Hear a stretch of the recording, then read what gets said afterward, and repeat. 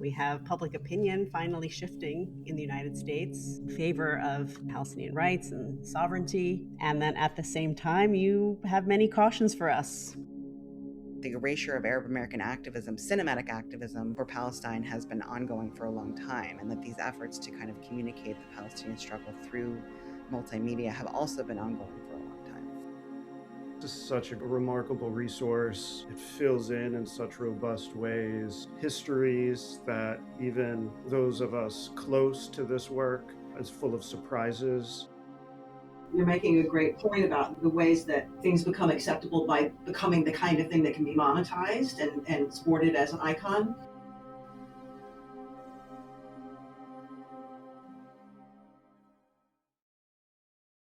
Hi, welcome to the University of Minnesota Press podcast. My name is Umaya Cable. I'm an assistant professor in the departments of American Culture and Film, Television, and Media, as well as a core faculty member in the Arab and Muslim American Studies program at the University of Michigan in Ann Arbor. We are here today to talk about my new book, Mainstreaming Palestine: Cinematic Activism and Solidarity Politics in the United States, which is out now from the University of Minnesota Press. I have three esteemed colleagues with me here today who I'm just so honored to have in conversation with me about the book. Evelyn Al-Sultani, Keith Feldman, and Melanie McAllister, and I will let them each introduce themselves. So, Evelyn? Well, hello. I'm so excited to be here to celebrate your book with you, Umaya. I'm Evelyn Al-Sultani. I'm a professor in the Department of American Studies and Ethnicity at the University of Southern California, and I'm the author of two books, Arabs and Muslims in the Media, Race and Representation After 9/11, and Broken, The Failed Promise of Muslim Inclusion. Thank you. Wonderful to have you here. Keith Feldman, you're up. Yeah, hi. This is so great to be here to think and talk with you about your book, Umaya, and I'm really thrilled to be joined by such esteemed colleagues who I've learned so much from over the years. So I'm Keith Feldman. I'm an associate professor in the Department of Ethnic Studies at UC Berkeley. I'm kind of a lit and culture studies person by training, and my first book is entitled A Shadow Over Palestine, The Imperial Life of Race in America, which also came out from University of Minnesota Press. Press buddies. And lastly, Melanie McAllister. Hi, I'm also really happy to be here. I am a professor of American Studies and International Affairs at George Washington University in DC. I'm currently the director of the Institute for Middle East Studies here, and I'm the author or editor of several books, but the most recent one is called Promises Then the Storm: Notes on Memory, Protest, and the Israel-Gaza War. And I'm excited to be here to talk about your book, Omaya. Amazing. Thank you. Well, I have been really excited to talk to you three. You all have really influenced my work a lot, and I'm just so thrilled to be in conversation with you. So I'll just give a quick summary of the book, a little rundown of the book, and then we can get into kind of more conversation about it.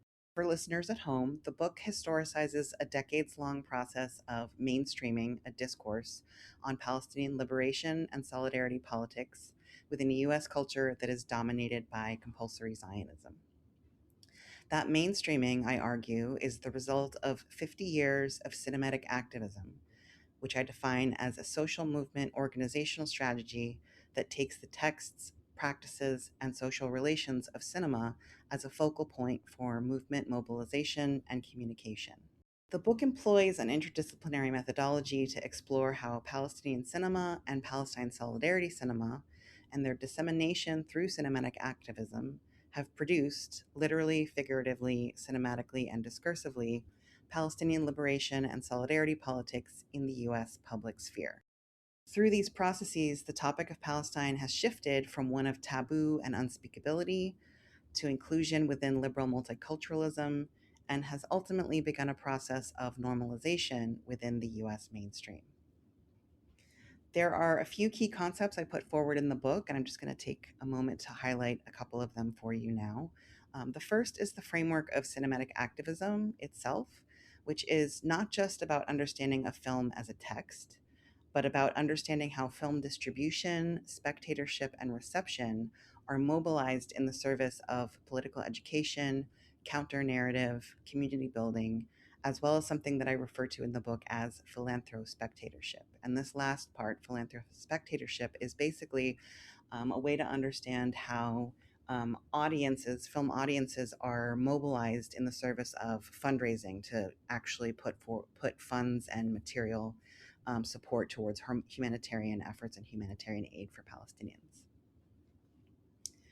So rather than simply looking at a film as a text, this framework of cinematic activism demands an examination of the people, labor, and institutions that make the distribution of Palestinian cinema and solidarity cinema possible, as well as how spectators make meaning of those films and then take actions as a result of that meaning making.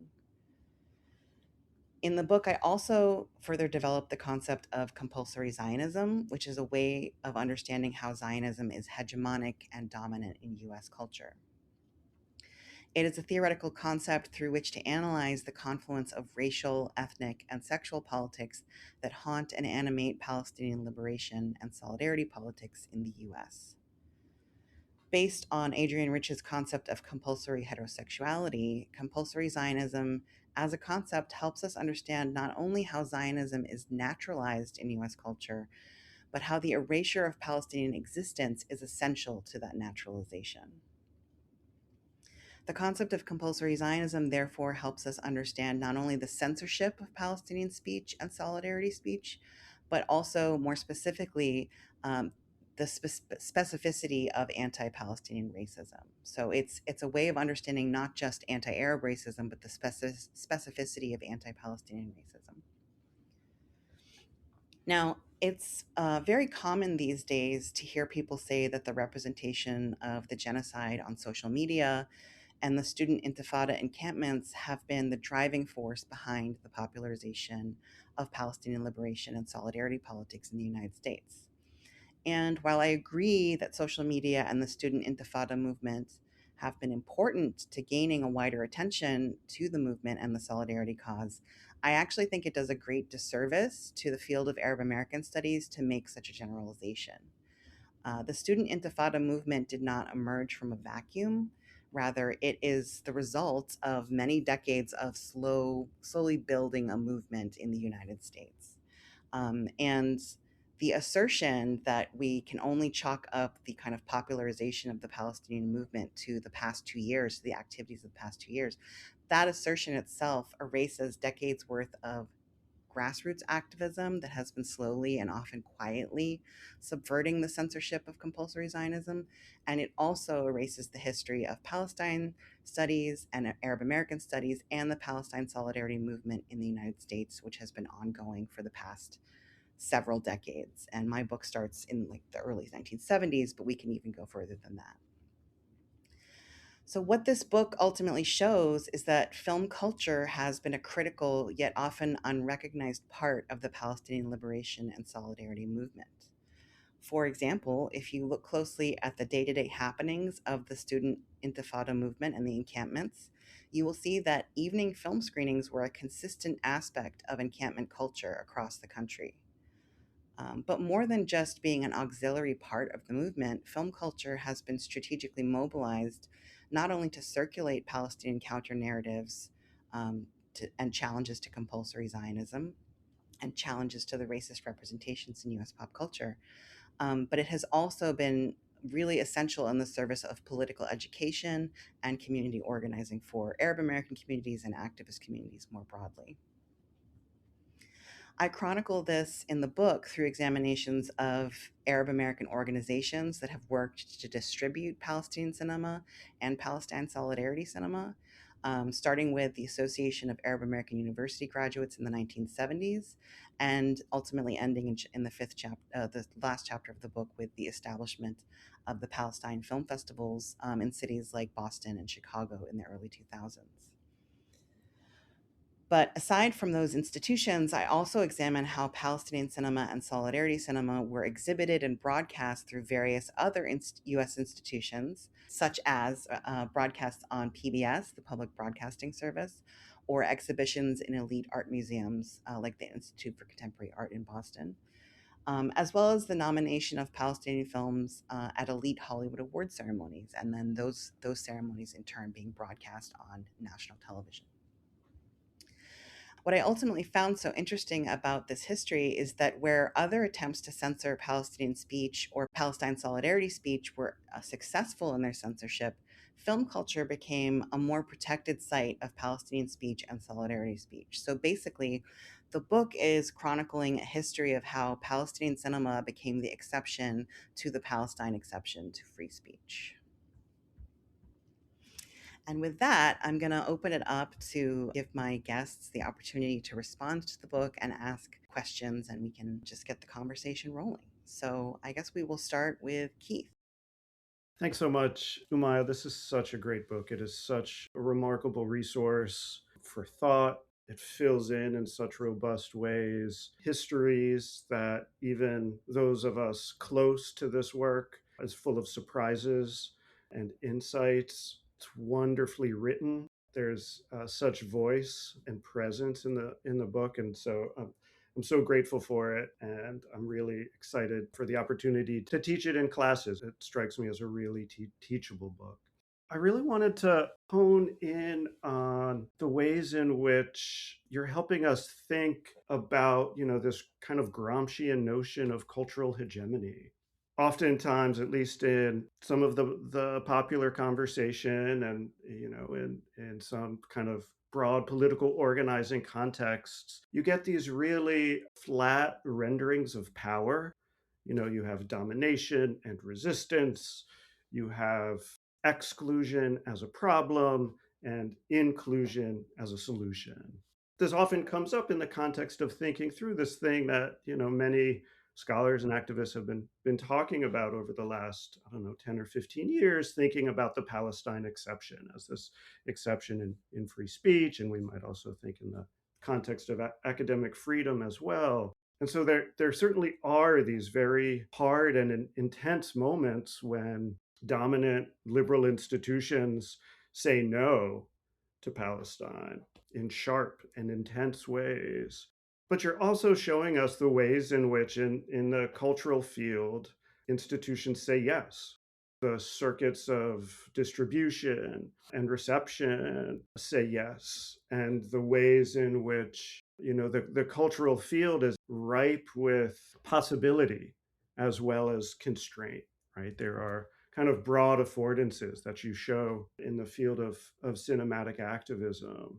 And so, something I really appreciate about the book is the way in which you're kind of charting several decades of variegated struggle, where things go from these film strips that are produced for the Association of Arab American University Graduates, kind of a niche, small organization just trying to get off the ground in the late 60s and early 70s, and just trying to teach Americans. If only Americans knew what was happening in Palestine. If only Americans knew how their tax dollars were getting used, perhaps things might change, right? And the challenges that you show with such fine-grained narrative about circulating these film strips and getting them in front of audiences, and who those audiences are and how they're responding to them. Right, so you take us from there in the mid 70s through some flashpoints in the 80s and the 90s that we can talk about, and up all the way to Hollywood and these kind of big award shows in the 2000s, where you're showing us how institutions are saying yes in all of these quirky, strange, complicated ways that folks are trying to navigate. You're providing a really robust assessment of. So, I mean, this kind of leads to a question, and it's, when I think about teaching, I often think about this kind of question, which is about the surprises that can arise when you have a framework for thinking about power that's not just this binary construct of domination and resistance, inclusion and exclusion, right? So I wonder if you could share with us some of the surprises that really stood out to you, that sort of, stopped you in your tracks or had you thinking in new ways about the project as you were moving through it? Yeah, thank you, Keith. First of all, thank you for recognizing that the book is quirky, because I do feel that the book is quirky. There are a lot of kind of oddball moments in the book, and I appreciate that you recognize that. Some of the surprises are, on the more serious end, and some of them are on the lighter end. I guess I'll start with one of the kind of more serious ones, which is that kind of related to your observations about power. When I was watching the Association of Arab American University graduate film strips, it was a huge challenge to even be able to screen those because the technology is so outdated. And I was in a basement watching them being projected on a wall with a projector that was like on its last legs. And thankfully, they took the opportunity to record that projection. And I'm not sure if that projection will ever happen, but they have the digital recording now at that archive. But while I was watching them and realizing just how closely those film strips were aligned with David Koff's film Occupied Palestine, the more research I did the more I started to think about these two kind of filmic objects. One is a film strip, which is a kind of more multimedia piece, and one is a film. I started to realize that what if Koff's film is a remake of the AAUG film strips? And then what does that mean for the kind of recognition of the association and its role, right? Because Koff's film got a lot of attention and got even more attention 20, 30 years later. But his film was really kind of viewed as this pivotal film in the United States of disseminating the perspective of Palestine from the perspective of Israel from the Palestinian perspective. But when I started to realize that his film might have been a remake of the AAUG film strips, which is that argument is based in looking at who was in contact with who. This is why these questions about people and labor are really important, is understanding who was involved in these things and whose contributions are recognized and whose contributions are hidden. In thinking through that, I started to realize that so much of Arab American activism around Palestine has just been forgotten and erased and unrecognized. And I think that is still being reproduced today in the discourse about how people only started to understand Palestine in the aftermath of October 7th, right? I think that that's a very dangerous kind of assertion to make, because it completely forgets decades worth of activism that came before. So one of those surprises was thinking about, oh my gosh, there is the possibility that the erasure of Arab American activism, cinematic activism for Palestine, has been ongoing for a long time, and that these efforts to kind of communicate the Palestinian struggle through multimedia have also been ongoing for a long time. So that was one of the surprises that really made me rethink the project. And that chapter on the AAUG this project emerged from my dissertation, but that chapter was written entirely after graduate school while I was a postdoc at Northwestern University.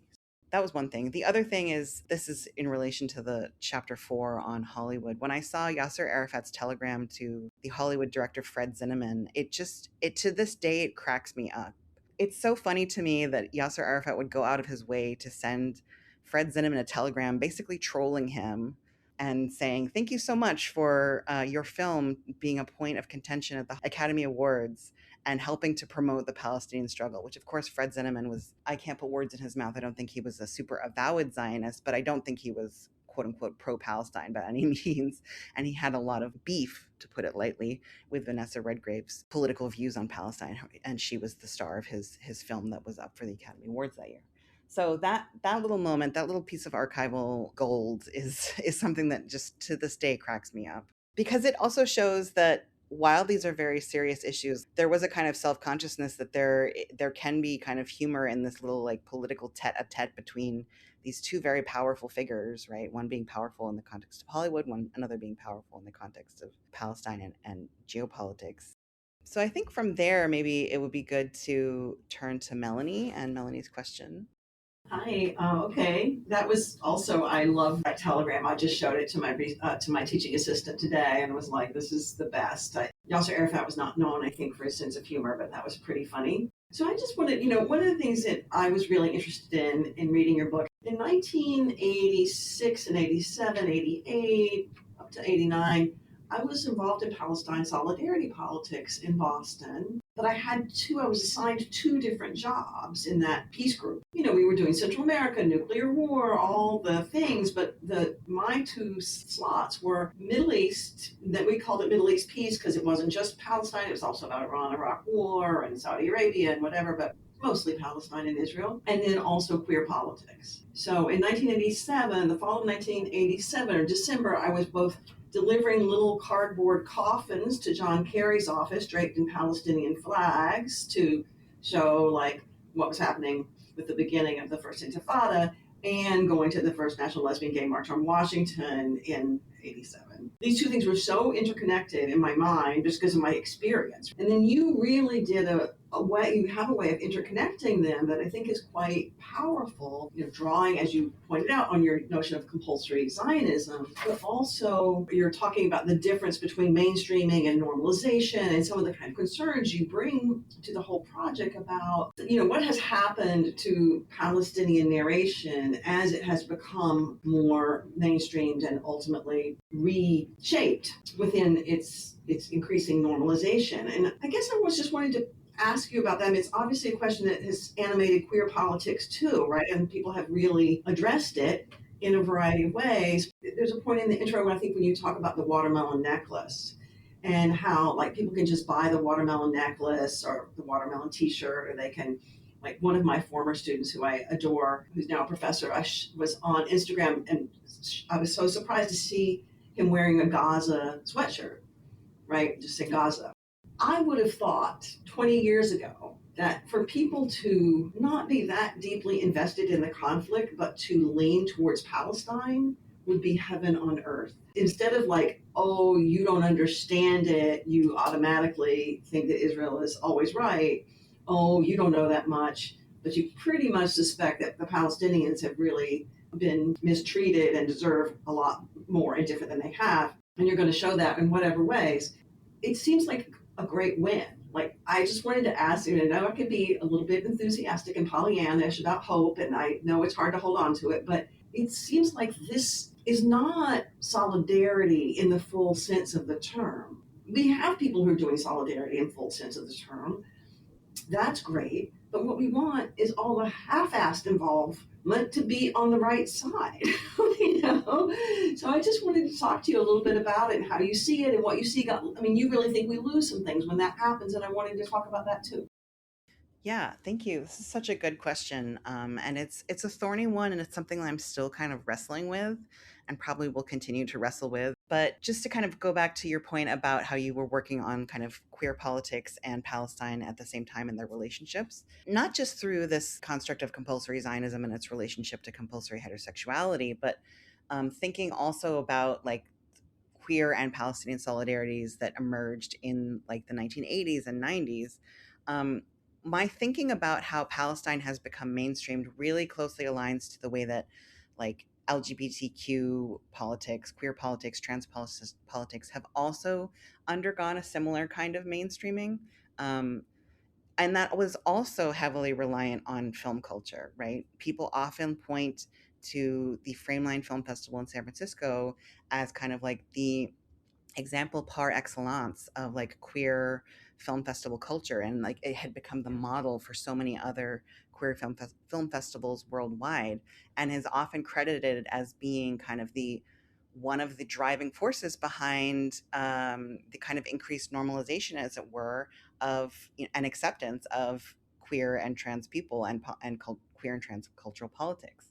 I also was looking at Palestine and Palestine film culture and Palestinian film festivals and thinking, my gosh, they're doing the same thing. It's a very parallel movement. And not unlike how queer and trans politics have been co opted and aestheticized and commodified and turned into what is called rainbow capitalism, Palestine and the Palestinian Liberation and Solidarity Movement is also undergoing a very similar process. And I refer to it in the book as watermelon capitalism. And that's because you can buy any kind of watermelon themed anything these days as a way to kind of signify your support for Palestine, to kind of perform Palestine solidarity. But this is also where like philanthrospectatorship comes in, because some of the people and organizations selling this kind of watermelon themed or Palestine themed highly aestheticized commodities like, t-shirts, scarves, socks, hats, whatever, lots of different things, mugs, stickers for your laptop. Um, some of the proceeds of those sales are going to humanitarian projects, but a lot of them aren't, right? And so we have to be careful about this kind of, yes, we're seeing the mainstreaming, we're seeing the way that the topic of Palestine is much more intelligible to people. Like, people understand it much more because they've been exposed to more information about it. Granted, not in schools. This exposure and this political education is happening mostly outside of formal educational institutions. And I think film is one of those sites. But now we're also seeing on social media, which is kind of like a nano version of cinematic activism. It's like nano cinema. You're seeing these little reels that you kind of doom scroll through, right? But amidst those reels are also ads selling you something watermelon themed, right? Being like, do you love Palestine? Buy this sock with a watermelon on it, right? So that is all to say, like, when I'm talking about mainstreaming, I'm talking about the way that Palestine has become more intelligible to kind of audiences thought of very broadly. But when I talk about normalization, I want to kind of complicate that, right? Because I want us to ask, what is being normalized? Is it the image of Palestinian suffering that's being normalized? Is it the idea of Palestinian resistance that's being normalized? What is being normalized, and what effect does that normalization have, right? And I think normalization is, and mainstreaming, these are double-edged swords, right? There's, of course, benefits, but there's also a lot of drawbacks. Personally, I'm pretty pessimistic about the nature. The nature of US capitalism is monetize every last thing. In the book, I say that, Palestine's liberation requires the abolition of capitalism.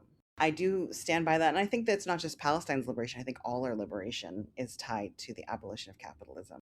The other thing I cautioned readers about in the book is not just the aestheticization and commodification of symbolism about Palestine, like the watermelon or the poppy, and the kind of rise of what I talk about in the book as brand Palestine, which is basically the interpolation of Palestine within neoliberal capitalism.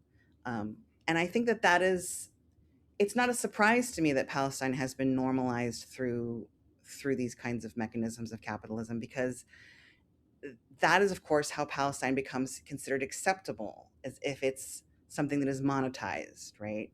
And I think that is really problematic. But I also think we have to acknowledge that that's one thing that has led people to think of the topic of Palestine as more legitimate, is through this kind of monetization process. And I even talk about that in chapter 4 with regard to Hollywood. When the Academy of Motion Picture Arts and Sciences was trying to decide whether to allow Palestinian films to even be considered for nomination, that decision ultimately came down on the fact that John Pavlik, who was the person in charge of this decision at the time, said, look, we're not trying to be the United Nations and say whether Palestine is a nation or not, but we want to recognize that there is a film industry that calls itself Palestinian. So it's the recognition of this industry, right, which makes it possible for Palestine to enter the Academy Awards. And so I think we have to take seriously the fact that, like, is the mainstreaming and normalization of Palestine only really enabled through this monetization, or these relationships to global film culture or global capitalism? That's a question that remains open. You're making a great point about the ways that things become acceptable by becoming the kind of thing that can be monetized and sported as an icon. I'm working on a project about the third world of Arab and African artists and musicians and how their work circulated in the United States, and looking at Three Continents Press, which is a book publisher, and their best-selling book throughout the 1980s, they started in the late 70s, was Ghassan Kanafani's, the one about the guys in the trunk, Men in the Sun. It's a metaphor, but it's not a subtle metaphor. And so, the fact that this was the best-selling book, as opposed to Naguib Mahfouz or anybody else, really says to me that they were not reaching a mainstream audience, right? Because that's not who's going to put Ghassan Kanafani as the leader of their press. I can see how your concern about mainstreaming has to do with concern about who or what is mainstream, or who or what is normalized, as you said. That makes a lot of sense to me. But I also want to come back to the way that you tried to bring these two together in your kind of overall framing, which was to try to think about Palestine as politically queer. That is the kind of unassimilable part of queerness that remains resistant and inedible in some sense by capitalist culture. So Yeah, and thank you for that observation. It returns to this kind of paralleling with queer cinematic activism and queer politics. And I do talk about Palestine as politically queer in the book. I really want to think about the kind of power relations and challenges to power, right? If Zionism is hegemonic and is compulsory in the same way that heterosexuality is hegemonic and compulsory, right? Palestine is then positioned in this kind of same subject position of queerness, right? And I think that there's a lot to be said about the interconnectedness of compulsory heterosexuality and compulsory Zionism, right?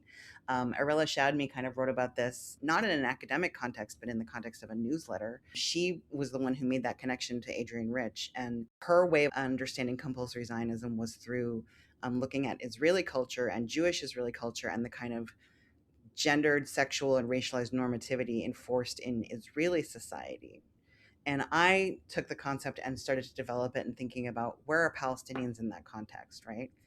So, in some ways, Palestine becomes kind of queerer than queer. I write about that in chapter 3 about the way that when there's a kind of struggle over the representation of queerness in the United States, like for example in the 1990s with Robert Mapplethorpe, people stand up for the right to show Robert Mapplethorpe's photography. And then those same people, and when I'm talking about people, I mean curators at the Institute of Contemporary Art in Boston, they stood up for the right of Mapplethorpe's work to be shown, but then dialed back when it came to Palestine a year later and said, actually, this can't be shown on its own. Like Robert Mapplethorpe can stand on his own and his work can speak for itself. But when it comes to Palestinian video art, no, that can't happen because we need to have context and we need to, have a balanced conversation. And even, someone who was a faculty member in the greater Boston area wrote a letter to the editor saying, this is ridiculous.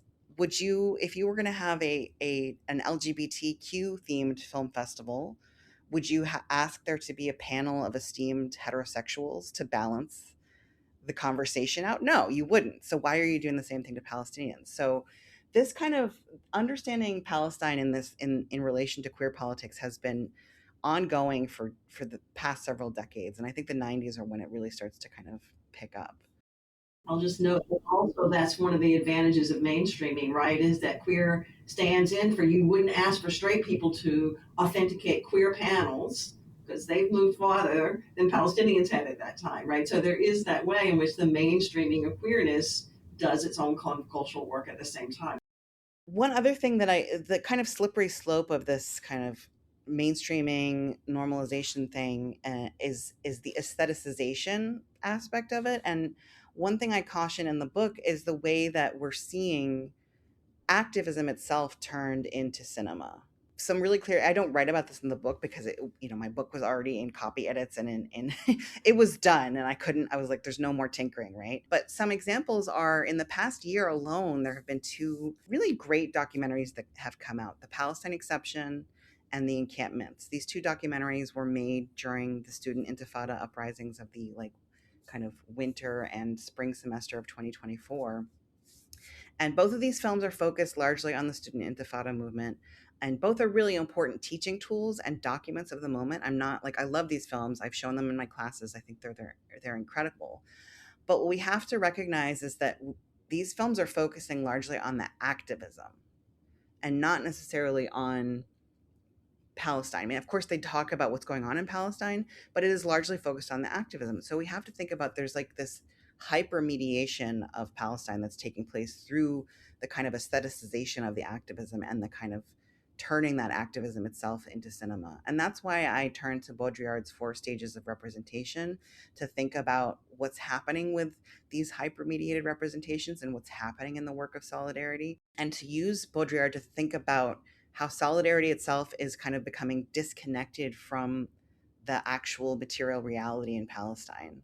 And we're seeing what I refer to in the book as a simulacra of solidarity, a kind of simulation of solidarity, because we're seeing solidarity become highly symbolic and less material. I love what you just said about the displacement from focusing on Palestine, the genocide, to focusing on the activism and the students struggling to have free speech as part of the mainstreaming process, in a similar way to how a lot of universities, in doing anti Semitism and Islamophobia workshops and trainings, focused on Islamophobia instead of anti-Palestinian racism. So there's this larger trend of displacing the issue, and you're supposed to be happy and proud because there's a mainstreaming happening. But so I love that example of what happens with mainstreaming. I did want to start by congratulating you. This is such an incredible book, and it is an unprecedented book. There is no book out there that does what your book is doing. There's no book that offers a history of films about Palestine in the US, how they've been used to educate publics about the Palestinian cause, how they constitute cinematic activism and promote Palestine solidarity politics.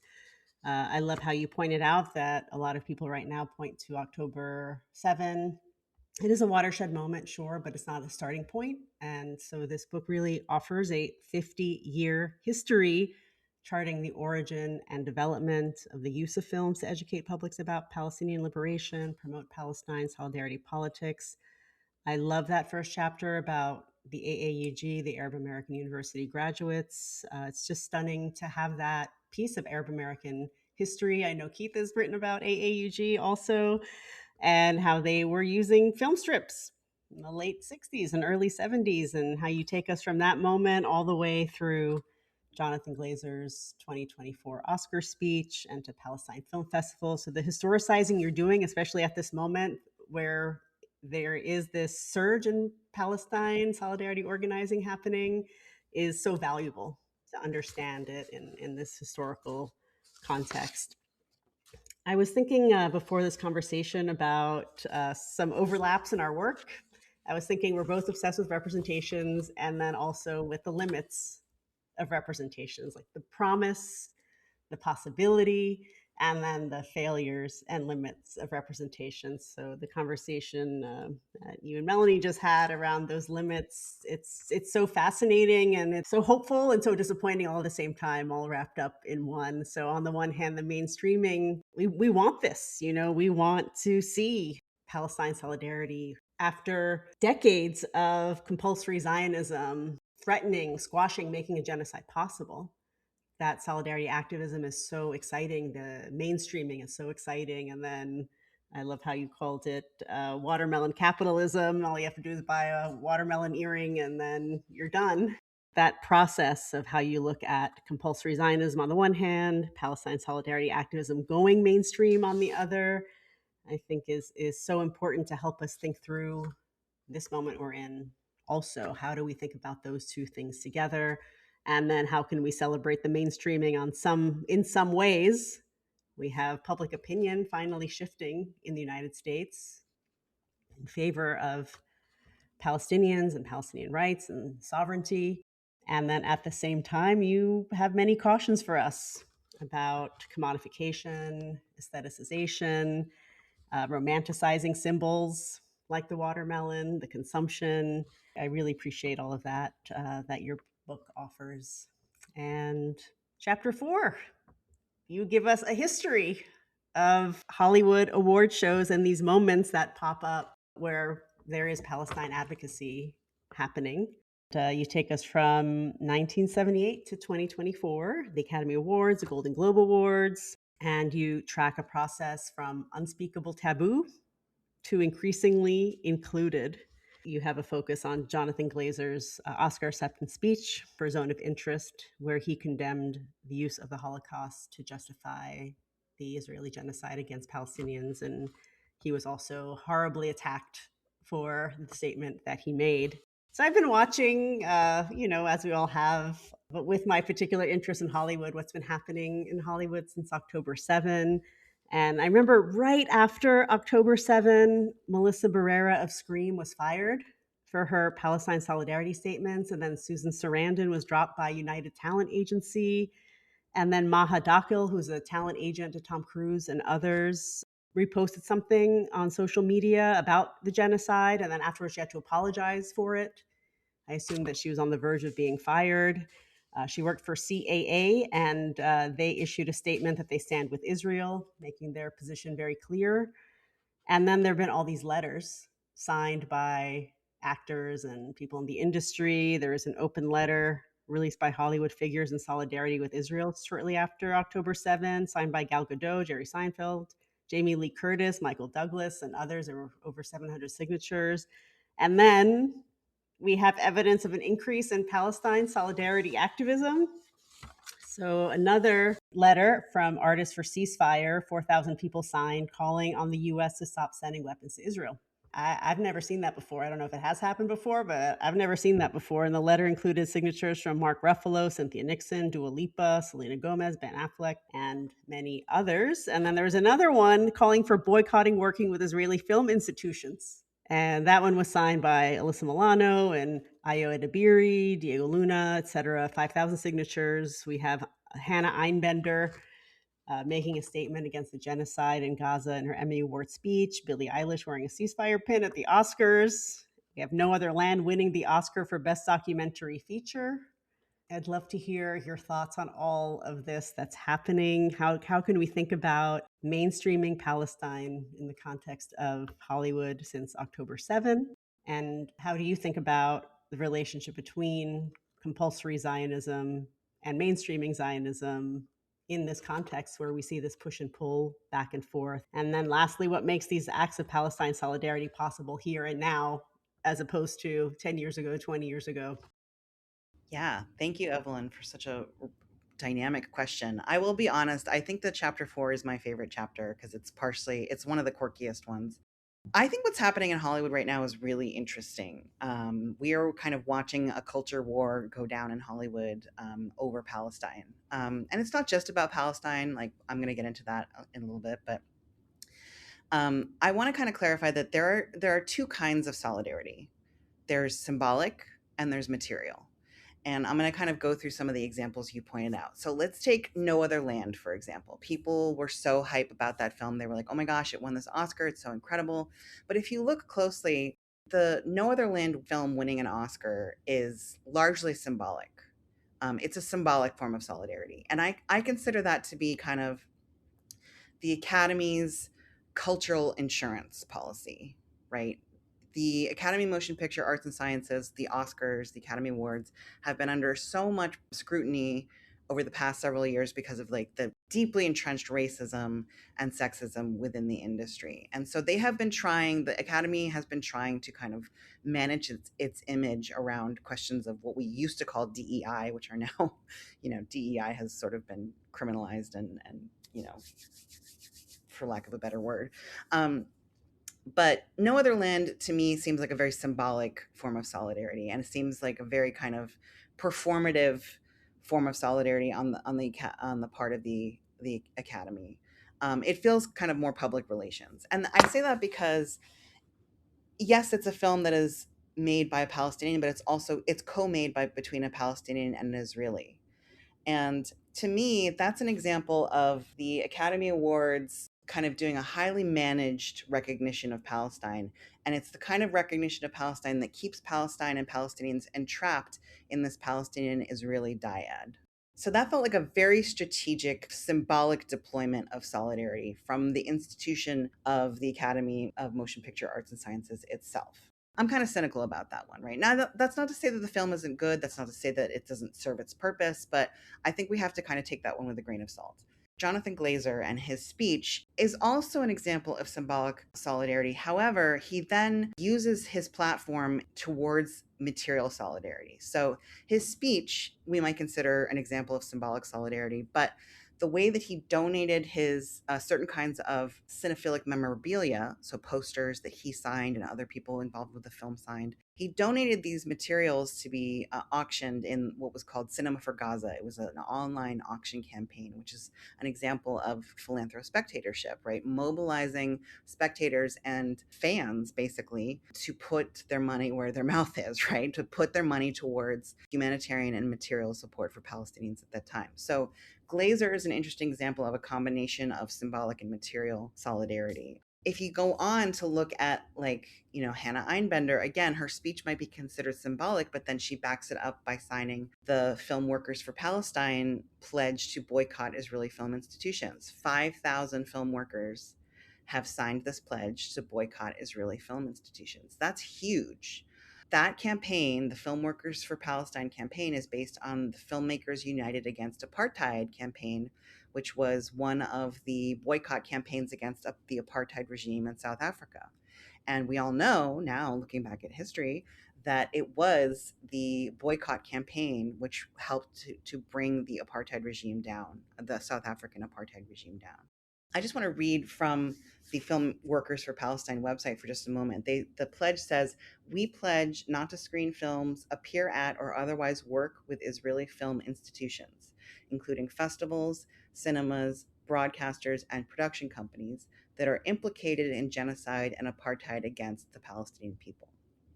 And then they go on to say, examples of complicity include whitewashing or justifying genocide and apartheid, and or partnering with the government committing them.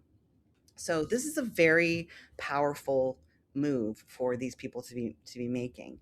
It is a tried and true nonviolent method of political activism and resistance. 20, 30 years ago, we would never have seen that. Like Evelyn, you pointed out that you've never seen letters like this circulating. What we're seeing right now is not just the mainstreaming of Palestine, but the mainstreaming of a very particular kind of Palestine solidarity, and that is the boycott, divestment, sanctions movement. And that is really important because it's not just about making it so you can talk about Palestine so that like you can have Palestinian films. It's like, no, we're very specific here. We have very specific demands and asks.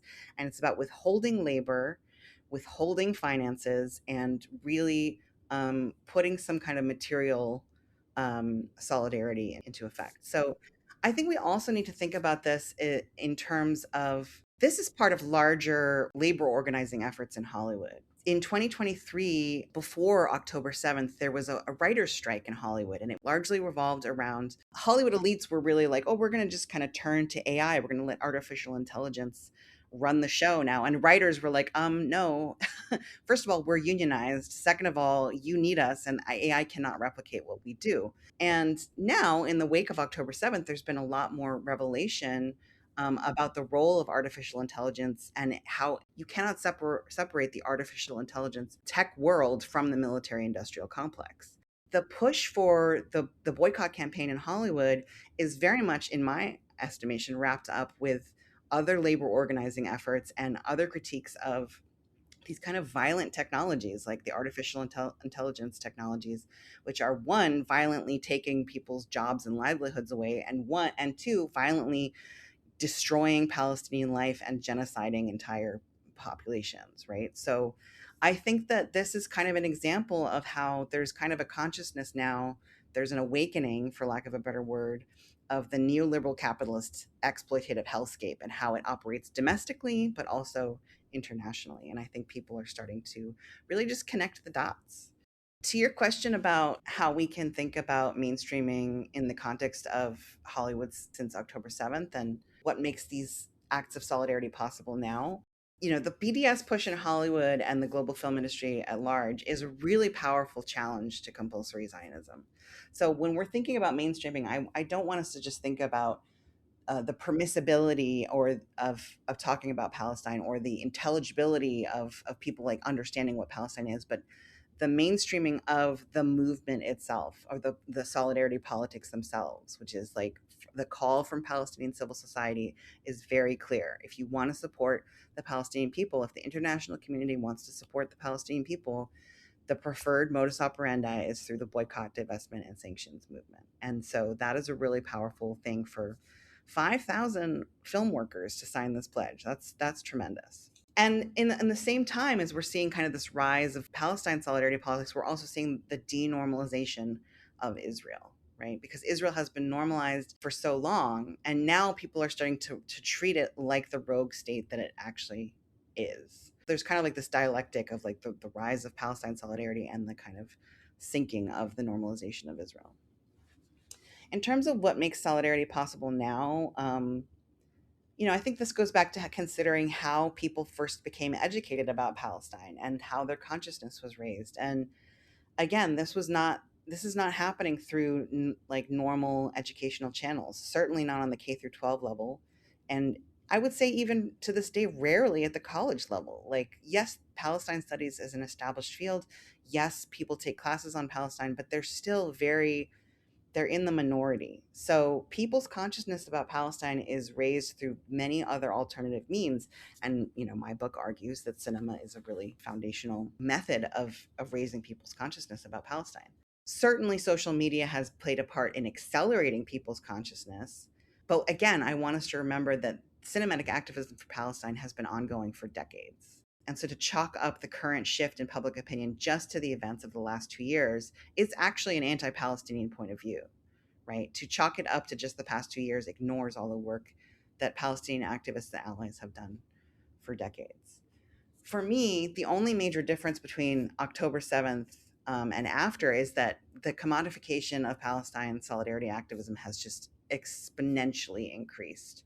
That seems like the biggest change for me. And I think that that's not coincidental, because I think that's also feeding into, like, if we want to think about what makes this solidarity possible now, the mask is off in the United States. The masks are off about capitalism and fascism. Every single person in the US has a financial relationship to Israel, whether they are aware of it or not. And it's the awareness of that relationship that is increasing alongside the commodification of Palestine solidarity activism, right?